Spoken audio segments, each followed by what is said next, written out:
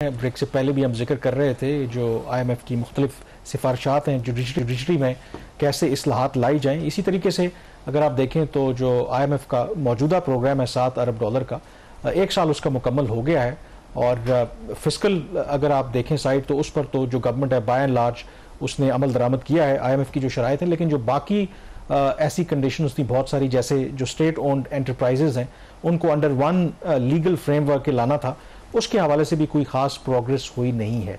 तो ये सारे जो इश्यूज हैं आई थिंक फिस्कल साइड ठीक है, वो भी इम्पोर्टेंट है।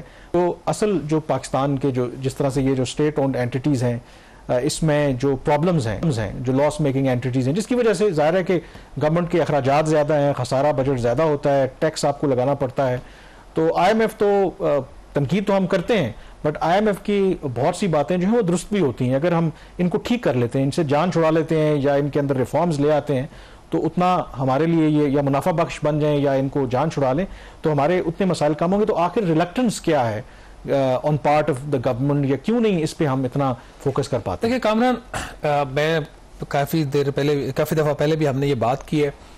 IMF का मसला ये होता है कि जब वो सियासी हो जाता है, IMF एक ग्लोबल वॉच डॉग है फाइनेंशियल सिस्टम की स्ट्रेंथनिंग का, तो उसको सियासी नहीं होना चाहिए। जब वो सियासी होता है तो उन चीज़ों के ऊपर कॉम्प्रोमाइज़ करना शुरू करता है जो कि किसी मुल्क की इकोनॉमी को लॉन्ग टर्म में ठीक करने के लिए ज़रूरी होता है। जो फिस्कल नंबर्स हैं, आज करंट अकाउंट डेफिसिट है, कल सरप्लस हो जाएगा, आज जो बजट डेफिसिट जो 8% है कल 4% हो जाएगा, ये नंबर्स ऊपर नीचे होते रहते हैं।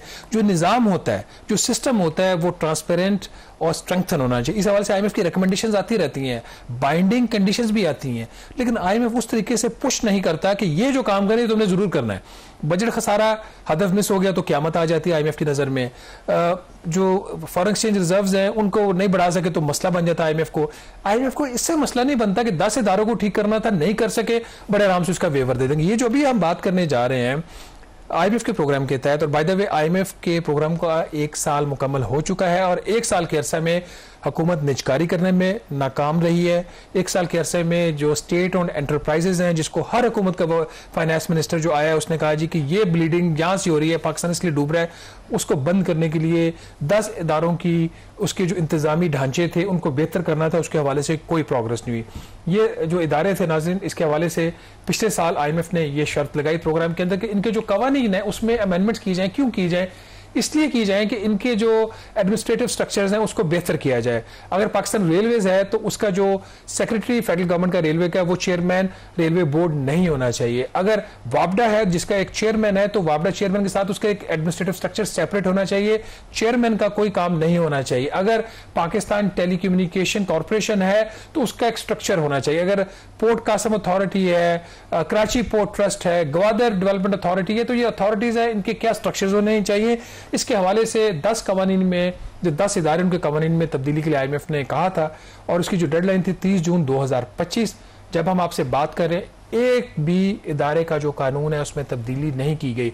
इसमें 3-4 जो इदारे हैं उनके जो ड्राफ्ट लॉज हैं वो एक स्टेज तक पहुंचे जरूर है, लेकिन वो भी पार्लियामेंट से उनकी मंजूरी नहीं, जिसमें कोई प्रोग्रेस अगर आपको थोड़ी बहुत नजर आती है टू दी एक्सटेंट ऑफ की जो उनकी जो बिल्स हैं वो एटलीस्ट सबमिट करवा दिए गए हैं। उसमें ग्वादर पोर्ट अथॉरिटी का ऑर्डिनेंस है, कराची पोर्ट ट्रस्ट है और उसके साथ पोर्ट कासम अथॉरिटी है।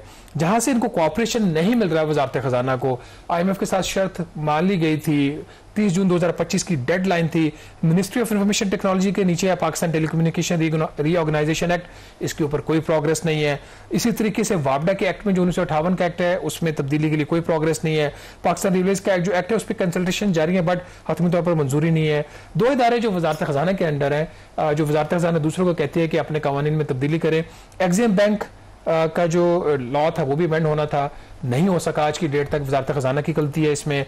नेशनल बैंक ऑफ पाकिस्तान के कानून में तरमीम करनी थी, नहीं कर सके, वो भी वजारत खजाना की गलती है। बट पिछले महीने अगस्त में जो फाइनेंस मिनिस्टर मोहम्मद औरंगजेब साहब हैं उन्होंने बाकी जो मिनिस्ट्रीज हैं जिनके जिम्मे ये काम, उनको खत लिख के जरूर कहा कि ये कर लो, नहीं करोगे तो IMF की जो कंडीशन है वो पूरी नहीं होगी। तो कामरान, बॉटम लाइन कि जहाँ पे सॉफ्ट टारगेट्स हों, जहाँ पे गवर्नेंस की बेहतरी हो, वहाँ पे IMF शराइत रख देता है, उस पर अमल दरामद नहीं करवाता। हुकूमत भी कहती है इस पर IMF ने कौन सी सख्ती करनी है, छोड़ें इसको, आगे बात करते हैं। 25 सितंबर को जो रिव्यू मिशन आ रहा है, तो गिवन के ये जो इसमें तो हम पूरा नहीं कर सके, कोई रुकावट है पाकिस्तान के लिए, या अगली किस्त मिल जाएगी, सक्सेसफुल नहीं, मेरा नहीं ख्याल कोई बड़ी रुकावट है। इस तरह की छोटी मोटी चीज़ों की तो IMF परवाह नहीं करता, हुकूमत भी इतनी परवाह नहीं करती।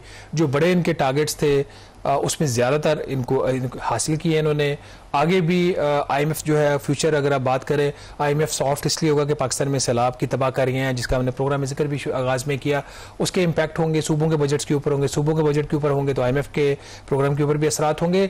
तो होपफुली ट्रांच की कंप्लीशन में, रिव्यू की कंप्लीशन में कोई ऐसा कोई एक्स्ट्रा ऑर्डिनरी कोई जो प्रॉब्लम नहीं आएगी। और ऑन अ लाइटर नोट, अब ऐसे भी हम सऊदी अरब के साथ हमारी दोबारा अच्छे गहरे वाली दोस्ती तो पहले भी थी, गहरे वाली दोस्ती होगी है, तो IMF नहीं देगा तो हम सऊदी अरब से ले लेंगे। मीम्स का भी कोई मुकाबला नहीं है। वो कह रहे थे कि जी सऊदी अरब के ऊपर जो हमला है वो पाकिस्तान के ऊपर हमला तस्वर होगा, तो इसी तरीके से लोग कह रहे थे कि जो पाकिस्तान के ऊपर कर्जा है तो वो सऊदी अरब के ऊपर भी हमारा जो कर्जा है वो तस्वर होगा। $135 अरब गैर मुल्की कर्जा है हमारे ऊपर, तो उसमें $5 अरब सऊदी अरब का है, वो तो सऊदी अरब माफ कर देना, बाकी तो बाद में देख लेंगे। लेट्स सी, चलें क्या होता है। भारत प्रोग्राम इतना ही। कामरान यूसुफ और शहबाज राना को आप इजाजत दीजिए। अल्लाह हाफिज।